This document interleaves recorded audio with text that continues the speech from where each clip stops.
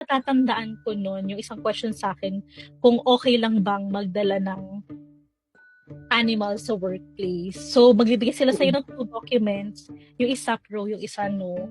So, alin ka dun? Pero again, may format yun. So, we have to be careful for the So, format. may structure. Yun yung matututunan sa'yo ng estudyante, Kat. Kasi, Yes. yung tips, di ba?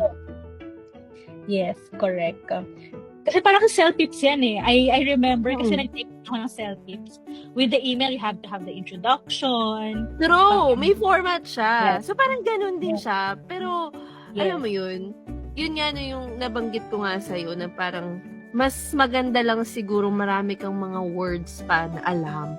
Para pag natapat ka sa isang topic, kaya mo siyang explain talaga. Di ba? Yes. Kaya mo siyang paikot-ikutin. And hindi siya kailangan yung sobrang high talaga na words. You just have to know other words on that and kaya mo siyang i-explain. And I think kayang-kaya naman talaga siyang i-explain ng simple words but deeper words, parang ganon.